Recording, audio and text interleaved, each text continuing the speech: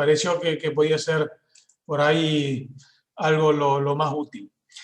Así que bueno, para empezar, bueno, la complicación, la peor pesadilla del cirujano y un videíto para que vamos viendo a ver de qué se trata, lo que estamos por hablar.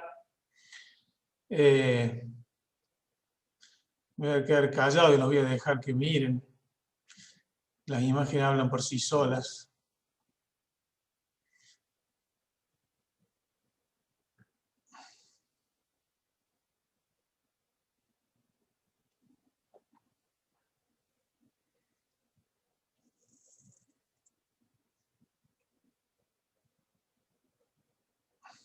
Bueno, una lesión de vía biliar. El miércoles estuviste hablando, muy interesante la charla en la Asociación de Cirugía justamente de este tema, y la verdad que cada vez que uno ve estas cosas se ponen los pelos de punta, ¿no? Pero bueno, han pasado, pasan y seguirán pasando. ¿No? Eso, sección completa de el colédoco.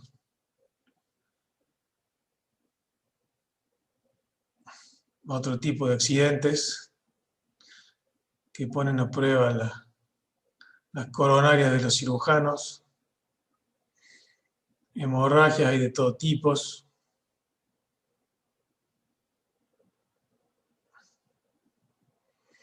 Lo importante es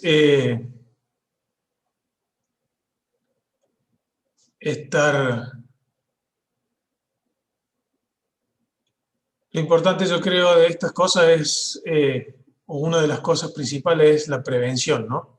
Que ya voy a decir un par de palabras al respecto. Porque, bueno, otra cosa importante es que los accidentes intraoperatorios, como son estos que estamos viendo, también son complicaciones, digamos. Las complicaciones no solo es, digamos, la fístula que puede manifestarse a los 48 o 72 o varios días después de la cirugía, o qué sé yo, alguna fiebre o una neumonía. Esto también son consideradas complicaciones y tienen una gran influencia, obviamente, en lo que es el postoperatorio. Estamos viendo una lesión de un vaso corto en una cirugía bariátrica. Tiene una gran incidencia en lo que es el postoperatorio y en los costos de la internación. Y bueno, eso lo vamos a ir desarrollando brevemente a eso. Pero bueno, un poco para que vean de qué se trata las complicaciones y a qué nos enfrentamos cuando llevamos un paciente al quirófano, ¿no? Bien. Creo que ahí termina de correr el video. Ahí estamos. Entonces, como para hablar de una introducción, cuando hablamos de complicaciones postoperatorias tenemos que hablar de tres ítems que van de la mano. El diagnóstico, el tratamiento y las prevenciones y algunas recomendaciones. Esto ya es algo que, ese pequeño gráfico que ven ahí está sacado de un relato oficial del doctor Pécol, que data del año 2003, ya bastantes años, pero que yo creo que es de lectura obligatoria para los residentes, por lo menos de nuestro país. Creo que es una de las primeras bibliografías realmente exhaustivas al respecto. Si bien han pasado muchos años, todavía hay muchas cosas que son extremadamente útiles en ese relato que nos van a ayudar a todos. Así que yo, a los chicos que están escuchando, si lo pueden encontrar, pídenselo a algún jefe suyo, porque no sé si estará disponible en la web. Yo lo tengo en papel y la verdad que es una lectura que se les recomiendo totalmente. Bien, en cuanto al diagnóstico, tenemos que hablar de definición, clasificación y métodos diagnósticos. Y vamos a avanzar un poquito con eso. También después voy a hablar del tratamiento, pero puramente de lo que es lo laparoscópico. Y lo primero que vemos cuando hablamos del el diagnóstico de complicación postoperatorio complicado, es que no existe un consenso en la definición, no hay uniformidad, en la bibliografía hay muchas cosas diferentes, digamos. Entonces, cuando es así es porque generalmente es que no se pueden poner de acuerdo en una única definición, es porque es difícil de poder, digamos, abordar el tema. Pero hay una definición que ya la vamos a ver más adelante que me parece que es la más importante. En cuanto a la importancia de las complicaciones, bueno, obviamente no solo importa en cuanto a la mortalidad del paciente, también tiene que ver con la sobrevida en el caso de la cirugía oncológica y principalmente, como les decía recién, los costos, que es algo que es una variable que hoy por hoy se tiene muy en cuenta, y al prolongar la internación y al sumarle reintervenciones, son cosas que inciden y mucho. En cuanto a este tema de la importancia de la complicación, hay un par de palabras que voy a decir más adelante. Y después, otro tema también importante es diferenciar lo que es una complicación de una falla terapéutica y de una secuela. O sea, cuando uno va a abordar quirúrgicamente a un paciente, esta cirugía o este procedimiento que nosotros le vayamos a hacer puede venir en una secuela que puede ser un problema inherente al procedimiento. Por ejemplo, una colostomía que, bueno, que estaba planificada en la cirugía, y eso es algo que no se puede considerar como una complicación en sí. Otra cosa es la falla terapéutica, que el propósito original del procedimiento no haya sido obtenido. Y después está la complicación, que eso sí ya es una desviación de los resultados esperados. Entonces, en cuanto a la definición de complicación postoperatoria, yo creo que la que a mí personalmente más me gusta es que es cualquier desviación del curso postoperatorio normal, ¿no? Entonces, y acá hay un tema para los residentes, sobre todo, que me gustaría comentarles dos palabras, que es muy importante, digamos, conocer qué es un postoperatorio normal. Esto parece una obviedad totalmente, pero la verdad que cuando uno hace cirugía, que la hace con frecuencia y que sobre todo en un centro que tiene volumen, que yo creo que todos los chicos que están escuchando seguramente están en un servicio de cirugía donde se operan, ya sea cirugía de pareo o cirugía de vesícula, que son las dos más comunes que nosotros hacemos, o de colon, y que se hace en forma frecuente. El postoperatorio normal, digamos, es muy conocido por todos, digamos, es el paciente que al día siguiente de una intervención está en condiciones de irse a su casa, que no le duele, que está deambulando. Un colon, por ejemplo, que al tercer o cuarto día, si es que no se hace ERAS, está, digamos, moviendo el intestino y está deambulando por el pasillo. Entonces, conocer lo que es un postoperatorio normal es muy importante, y cualquier cosa que escape de esa normalidad es una luz roja que se tiene que prender de alarma y que nos tiene que hacer sospechar. ¿Por qué? Porque cuando tenemos una complicación postoperatoria, hay dos problemas. Primero es no diagnosticarla a tiempo, que cuanto más tiempo pasa en que nosotros hagamos el diagnóstico de una complicación postoperatoria, más difícil va a ser resolver, o más costoso en términos de salud para ese paciente va a ser resolverlo. Y después la rapidez que necesitamos actuar. O sea, una vez que nosotros hicimos el diagnóstico de una complicación, es muy importante que lo resolvamos de manera pronta.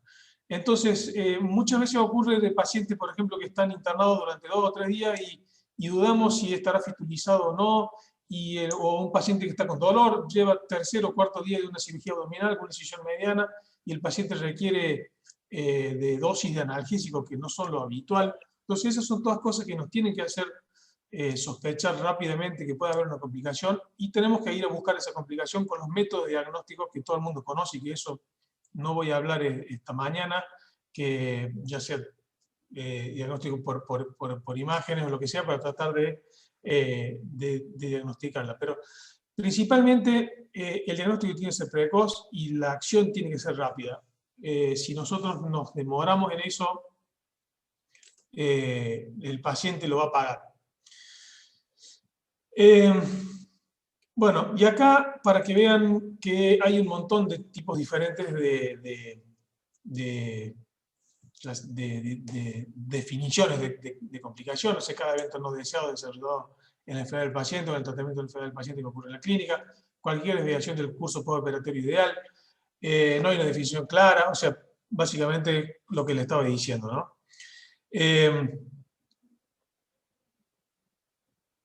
Como les decía, cualquier desviación del curso postoperatorio ideal que es inherente al procedimiento y no sería una falla terapéutica, eso yo creo que sería la más adecuada. Y recordar, como les dije recién, que las complicaciones intraquirúrgicas y las complicaciones intraoperatorias también forman parte de esto que estamos hablando. El error médico no siempre, o no necesariamente la complicación es un error médico, ¿no? Esto es como para hacer una diferenciación, si se quiere, de que cuando hablamos de postoperatorio complicado, no necesariamente estamos hablando de error médico, ¿no?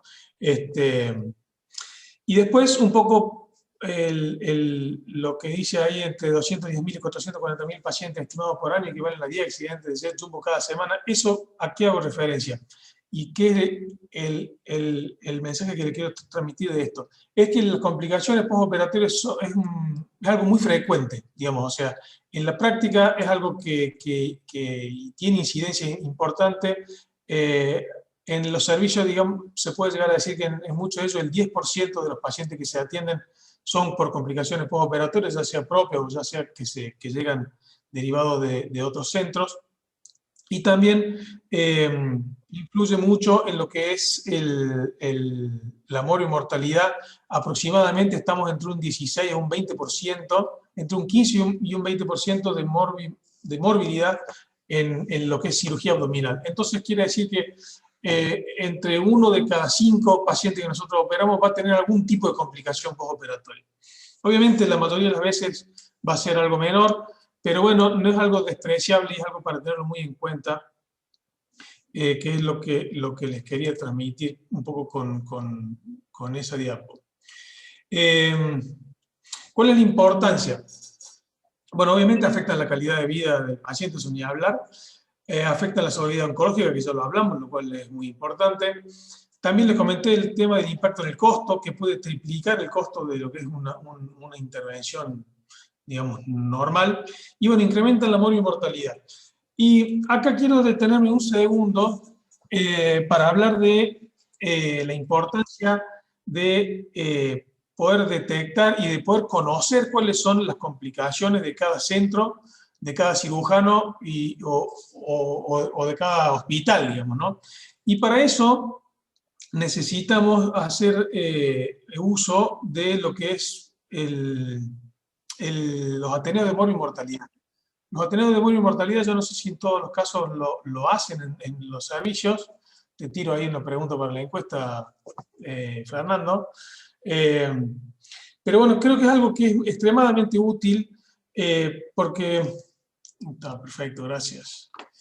Creo que es algo que primero ayuda a conocer a dónde estamos parados. Digamos. Es muy difícil que nosotros podamos encarar el tema de nuestras complicaciones o de nuestra calidad de cirugía si no tenemos una auditoría. Y la auditoría tiene que empezar adentro de cada servicio, ¿no?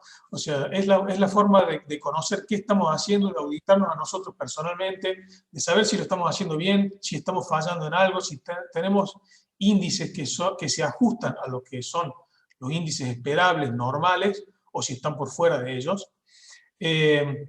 Y yo, como decía recién Fernando, respecto al tema del ERAS y de los checklists, me parece que es muy importante que en sus servicios hagan esto. Son ejercicios que realmente son enriquecedores desde todo punto de vista y que le van a ayudar a mejorar los resultados. Y después, como decía el doctor Bruno en su primera charla, si uno conoce bien cuáles son sus complicaciones, su índice de fístula o su índice de hemorragia, de complicaciones postquirúrgicas, uno lo puede poner en el consentimiento informado, que puede ser un consentimiento adaptado a cada servicio. Y bueno, eso influye también en cuanto a lo que sería la relación médico-paciente y a una posible demanda digamos, que ya se habló ese tema, no me voy a extender con eso, pero son cosas, creo yo que son muy, muy valiosas. Vamos a ver qué dice la encuesta de Fernando al respecto. Bueno, y acá otra cosa también que, digamos, durante mucho tiempo fue muy difícil ponerse de acuerdo en cuanto a qué era complicación y en cuanto a conocer qué tipo de complicación cada centro tiene, porque como ven, hay mucha, digamos, falta de homogeneidad en el recabado de los datos, ¿no? Pero felizmente yo creo que con el correr de los años, actualmente casi todo el mundo coincide en que hay una clasificación, que es la clasificación que yo creo que todo el mundo conoce, que es la clasificación de Clavier-Dindo, que estamos usando y que eso ayuda a que todos hablemos el mismo idioma, ¿no? Es muy importante cuando uno habla de complicaciones y de resultados, de medir resultados, que hablemos todos el mismo idioma, y yo creo que el tema de utilizar esta clasificación es muy importante, ¿no? Por ejemplo, esto es una revisión sistemática de estudios de anastomosis esofogástrica, hepatobiliar pancreática y cirugía colorectal del 2001, y hay 97 estudios con 56 definiciones diferentes de lo que es una fuga anastomótica. O sea, hay que tratar de ponerse de acuerdo y de hablar el mismo idioma. Entonces, bueno, esta escala de clasificación de las complicaciones postquirúrgicas, que es la escala de Clavier-Dindo, que es esta que está acá, para los que no la conocen, bueno, habla de 5 grupos distintos de complicaciones. El grado 1 es cualquier desviación del postoperatorio normal, sin la necesidad de tratamiento farmacológico, quirúrgico, endoscópico o radiológico, pero acá incluye esto, obviamente, lo que es antipiréticos, antieméticos, analgésicos comunes, administración de soluciones electrolíticas, y también incluye lo que es la infección superficial del sitio quirúrgico, que se puede solucionar o manejar en la cama del paciente. Ya cuando pasamos a un grado 2, es una complicación que requiere un tratamiento farmacológico con drogas distintas a las que les acabo de nombrar en el grado 1. El grado 3 lo dividimos en 3A y 3B porque hablamos de un paciente que requiere una intervención quirúrgica o endoscópica o radiológica, y puede ser 3A en el caso de que sea sin anestesia general o 3B en el caso de que sea con anestesia general. Esto es un poco para diferenciar la gravedad de esa complicación. El grado 4 son complicaciones que amenazan la vida, ¿no? Que requieren manejo en terapia, y se puede dividir en 4A cuando es disfunción de un solo órgano o 4B cuando es disfunción multiorgánica, y el grado 5 el paciente que fallece. Vamos a pasar entonces bueno, validación. Esto un poco es como para que yo creo que actualmente la escala de Clavier-Dindo está validada, o sea, se usa hace mucho tiempo, la aplican muchos centros importantes, y uno puede tener una correlación entre la severidad de cada grado y la percepción de los pacientes. Bueno, todo lo que es la validación de esta escala se ha cumplido en el tiempo, y yo creo que me parece que es la escala a utilizar.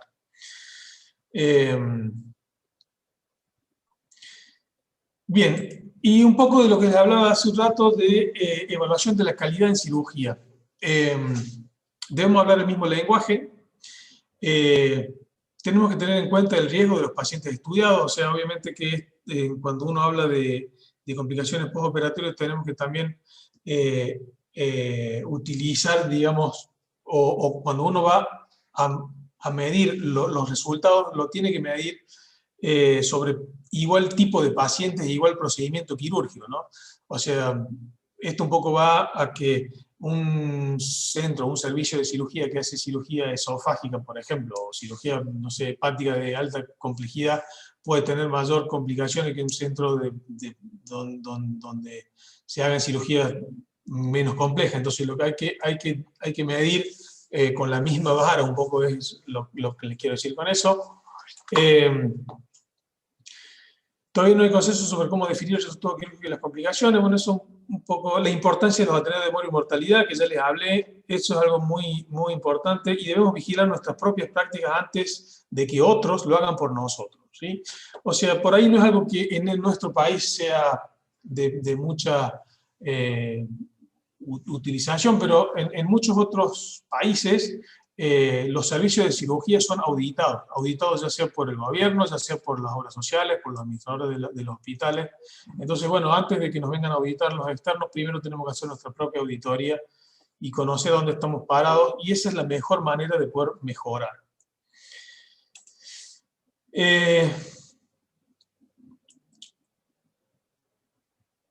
Bueno, acá lo voy a pasar a esta charla, como les digo, en función del tiempo, se me va a hacer muy, muy extenso si me voy por este lado, así que vamos a ir directamente al tratamiento laparoscópico de las complicaciones. Pero antes de eso, un par de cositas que les quiero decir.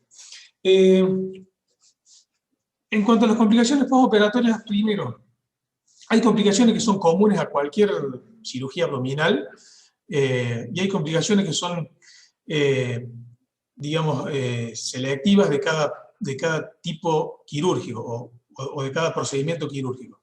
Entonces, es importante que sepamos diferenciar eso y principalmente hay que hacer para el manejo de las complicaciones, sobre todo en cirugías complejas o de mayor severidad, hay que hacer algoritmos. Los algoritmos son muy importantes para poder saber qué hacer cuando sobreviene una de estas complicaciones. Y los algoritmos hay que adaptarlos a cada servicio, a cada institución, a cada medio, a cada ciudad, ¿no? Es como que por ahí uno puede leer un algoritmo del Johns Hopkins o de algún gran hospital del extranjero y uno no lo puede traspolar a lo que es la realidad actual de cada lugar y de cada centro médico. Entonces, lo mejor sería que esos algoritmos se hagan individualmente para cada servicio. Y en cuanto a la prevención, dos palabras que me parece importante. Ahí el doctor después mostró una foto de 3 médicos en un cockpit de un avión, ¿verdad? Entonces, yo creo que el quirófano se parece mucho a lo que es un avión. Tiene mucho que ver la aviación con lo que es el quirófano. De hecho, los checklists que utilizamos y que bien nombró la licenciada Bordón antes, están sacados de ese contexto y traspolados a la medicina. Y cuando un piloto, cuando se entrena para volar un avión, se pasa la mayor parte de su entrenamiento practicando de cómo salir de situaciones de estrés o de situaciones, digamos, no esperadas. Entonces nosotros los cirujanos tendríamos que más o menos tratar de hacer lo mismo. Es difícil practicar eso, pero sí, yo creo que cuando uno va a hacer una intervención quirúrgica, uno tiene que estar o entrar pensando qué es lo que tenemos que no hacer en ese procedimiento en particular, ¿no? Por ejemplo, cuando uno va a operar un colon izquierdo, tenemos que ir pensando en que tenemos que no lesionar el uréter o tenemos que ubicar e identificar bien esa estructura. Tenemos que pensar que cuando hagamos la anastomosis nos tiene que quedar bien irrigada y sin tensión. O sea, parece una obviedad lo que estoy diciendo, pero uno se tiene que preparar y pensarlo esto antes de ir a la cirugía, porque una de las cosas que peor puede caer para el cirujano en el quirófano es cuando uno lo sorprende en la complicación, o cuando algo inesperado. Cuando a uno le ocurre algo inesperado en un procedimiento quirúrgico, la verdad que ahí es cuando realmente uno la pasa mal y bueno, muchas veces puede no estar a la altura para solucionar esa complicación. O sea que es una cosa que les quería comentar. Y vamos a pasar directamente a el tratamiento. Esto todo lo vamos a pasar. El rol de la laparoscopía en el tratamiento de las complicaciones postoperatorias. Bueno, algunos principios básicos. Importante saber que cuando uno hace una cirugía laparoscópica, uno tiene que hacer los mismos gestos quirúrgicos que en cirugía abierta, ¿no? O sea, vamos a suturar, vamos a clipar, vamos a hacer todos los mismos gestos que normalmente se pueden hacer en una cirugía abierta por vía laparoscópica. Y una de las ventajas que tiene la laparoscopía importante es que nos da una mayor accesibilidad a todos los compartimentos de la cavidad abdominal. O sea, ya sabemos de que se puede lograr una mínima agresión de la pared abdominal.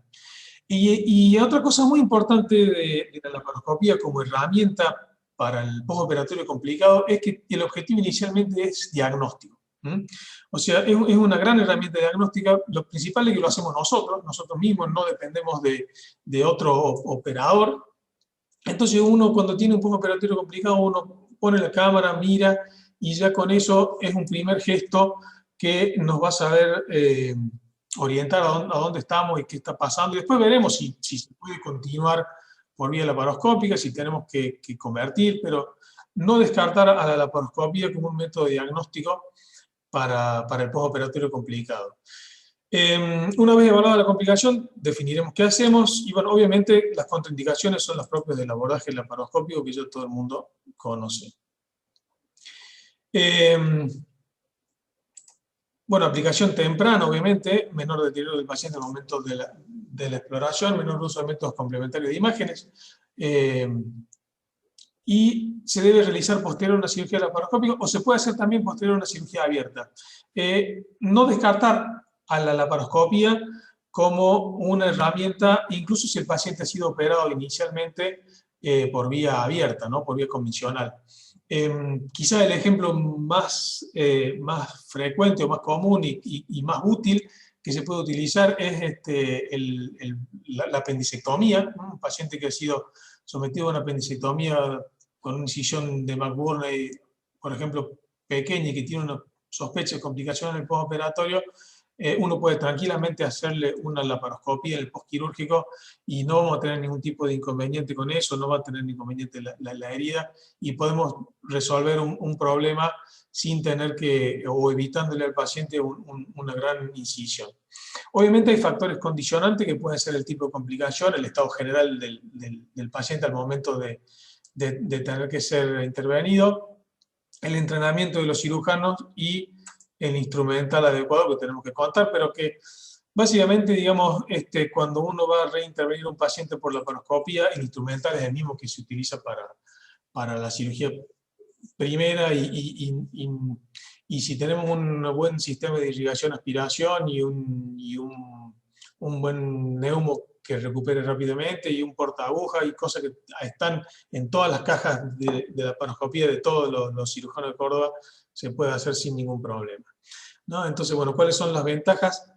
La disponibilidad, la realiza el cirujano, diagnóstico temprano de las complicaciones, evita laparotomías innecesarias, puede hacer una adecuada toalete peritoneal, una morbilidad parietal mínima, y después las desventajas, bueno, obviamente que requiere anestesia general, un entrenamiento adecuado, la disponibilidad técnica y el tema de la hipertensión abdominal que en algunos casos puede ser un problema, una complicación, digamos, ¿no? En cuanto a los aspectos técnicos, bueno, una de las cosas a tener en cuenta y muy importante, sobre todo cuando es un paciente que ya ha sido intervenido, es la colocación segura del primer trocar. Eso es algo clave, yo creo que tiene que ser sí o sí bajo visión directa, digamos, es una técnica tipo de Jason. Eso es algo a tener en cuenta. Después la evaluación inicial de la complicación y la factibilidad de su resolución por vía laparoscópica, lo que les decía recién, liberación cuidadosa de adherencia, siempre tratamos de evitar el electrocauterio en este tipo de reintervenciones porque muchas veces hay hilio y cuando hay hilio y el intestino está distendido o dilatado, hay que tratarlo con mucha delicadeza y eso es una de las cosas a tener en cuenta. Obviamente, frente a limitaciones, convertir, que siempre, digamos, es algo que se puede hacer rápidamente. Y bueno, vamos a pasar a algunos casos en particular. Por ejemplo, el tema de coleperitoneo y bilirragias. Se puede utilizar como un diagnóstico precoz la identificación de la causa de la filtración, que la mayoría de las veces se hace sin ningún problema, Y después el tratamiento que puede ser, digamos, obviamente si tratamos de un cole peritoneo o un bilioma, podemos hacer el lavado de la cavidad abdominal y la creación de una fístula biliar externa, podemos colocar un tubo de Kerr, podemos hacer una sutura de la vía biliar en el caso de que sea una lesión tipo 1, por ejemplo, digamos, se puede solucionar por vía laparoscópica la mayor parte de las veces sin mucho problema. Doctor, Sí. doctor, disculpe, quedarían unos 5 minutos. Bien, perfecto. Vamos avanzando, Franco. Les voy a pasar unos videos que les quería mostrar y ya termino, como para que vean algunos ejemplos de resoluciones laparoscópicas de complicaciones de cirugía abdominal. Esto es un coleperitoneo que se produjo después de la extracción de un drenaje biliar, de la extracción, no, de la salida accidental de un drenaje biliar externo. ¿Mm? Entonces ahí vemos cómo se hace toda la exploración de la cavidad, la aspiración y el lavado correcto de la cavidad peritoneal. Ahora vamos a ver por dónde entraba el drenaje en el lóbulo izquierdo hepático. Ahí se ve. ¿Mm? Eso se resuelve con un punto. Como ven, son los mismos gestos que haríamos por cirugía abierta, que se puede hacer tranquilamente por vía laparoscópica también. Y después, en este caso, se coloca un tubo de Kerr para drenar esa vía biliar. Voy a avanzar un poquito. Eh, Ahí estamos colocando el tubo de Kerr. Y de esa manera se trata una complicación de un procedimiento percutáneo en este caso.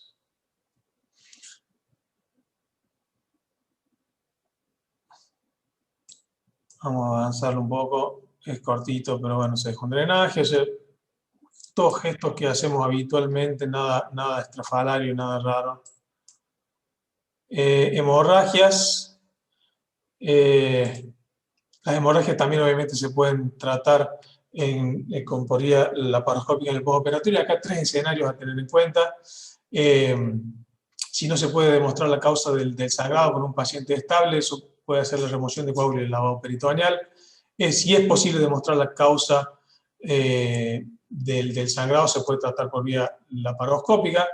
Y si el paciente tiene una hemorragia persistente y las maniobras hemostáticas son infructuosas, obviamente se convierte al paciente rápidamente. Acá les voy a mostrar un ejemplo de una cirugía.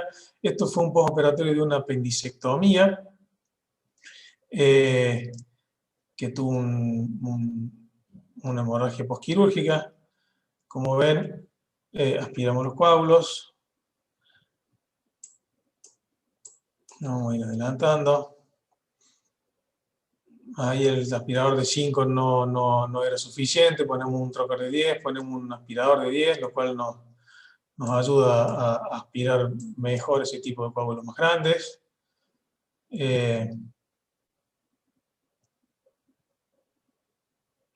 O sea, son gestos, como les digo, sencillos y que cualquier cirujano que hace cirugía laparoscópica de la que estamos acostumbrados a hacer siempre, lo puede hacer sin mayor problema.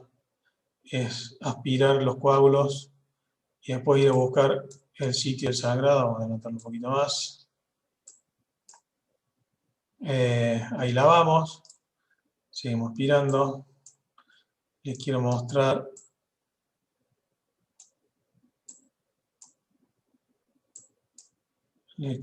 acá está, cuál había sido la causa del sangrado. Bueno, ahí en este momento ya no hay más sangrado, pero se identifica lo que sería la arteria pendicular, que creemos había sido el origen de todo esto, y le ponemos un clip.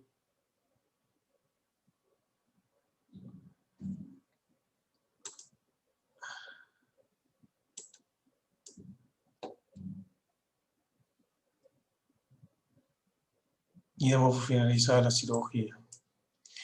Y acá tenemos otro ejemplo de manejo de las obstrucciones intestinales por vía laparoscópica. También otra de las complicaciones frecuentes, en este caso es una obstrucción intestinal por un orificio del trocar. Entonces se vuelve a introducir el laparoscopio, se hace el diagnóstico, que es lo primero que hacemos en este caso, es tener el diagnóstico claro de cuál es la causa de esa obstrucción, de ese postoperatorio complicado. Y bueno, después la resolución es bastante sencilla. Desde afuera, digamos, desde el trocar se amplía y se reintroduce el asa y se da por finalizado el procedimiento. Bueno, creo, Fernando, que estoy en horario, no me quiero extender mucho más. Un poco eso era lo que les quería compartir. Así que, bueno, lo que sí quiero, antes de terminar, Cerrá tranquilo. Video que lo voy a pasar, pero es también Javi. una obstrucción intestinal que lo pasamos. Complicaciones de cirugía bariátrica, bueno, obviamente también se pueden manejar sin ningún problema, complicaciones de cirugía abierta, el neumo peritoneo a baja presión entre operaciones laparoscópicas tempranas. Esperen que voy a parar esto.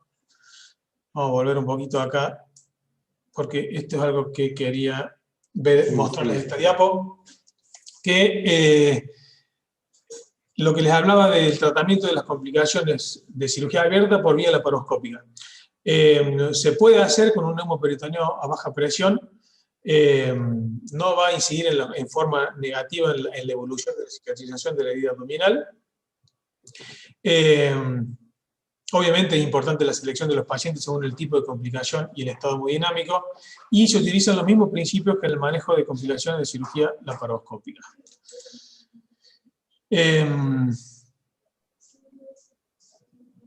Y para la conclusión, ya Fernando, vamos terminando. La red de laparoscopía o la laparoscopía probable debe considerarse una herramienta diagnóstica y eventualmente terapéutica, principalmente diagnóstica. Los factores condicionantes, como ya hablé, tipo de complicación, estado general del paciente, muy importante, y el entrenamiento de los cirujanos y contar con un instrumental adecuado, que como ya vieron, no es nada del otro mundo lo que se necesita. Y bueno, esto es una frase que buscando o leyendo sobre el tema encontré y que me pareció muy útil traerla para acá. El verdadero maestro en cirugía no es precisamente aquel que posee un diagnóstico apropiado y ostenta una técnica quirúrgica perfecta, sino el que previene o domina y vence los trastornos postoperatorios que suelen presentarse. Todo aquel que opere va a tener complicaciones, eso es algo que lo hemos escuchado desde nuestros primeros días en la residencia, pero bueno, no deja de ser cierto y no deja de ser algo real, y que mientras operemos nos van a pasar complicaciones. Lo importante es estar preparado para resolverlas. Así que bueno, muchas gracias por su atención. Bueno, Javi, muchísimas gracias. La verdad que excelente. Te hemos puesto una tarea súper complicada. Sepan todos los que están escuchando desde ya que igualmente vamos a cargarles también, les vamos a pasar la clase o la sesión completa del año pasado, que fue excelente, que ustedes organizaron, Javi, así que van a tener un material un poco más completo de todo el manejo de complicaciones, que es súper largo. Yo hago también hincapié en lo que vos dijiste, Javi, respecto a la utilidad de la laparoscopía en las reexploraciones de cirugías previas abiertas. Hay muchos cirujanos que todavía piensan que el hecho de que haya sido una cirugía abierta previa a uno lo condiciona a tener que reexplorarlo por esa misma vía. Y la verdad que no es así, ya lo dijiste vos. De hecho, en términos de la recuperación y en términos de la herida quirúrgica, es mejor la laparoscopia, porque ustedes saben bien que reabren una gran incisión abdominal y después volver a cerrar esa pared sobre tejido que ha sido dañado y han soltado ya un surgé o puntos es muy complejo. Y en el caso de la restauración laparoscópica eso no hay que hacerlo. Uno queda con las pequeñas incisiones. Así que, Javi, Muchísimas gracias desde ya.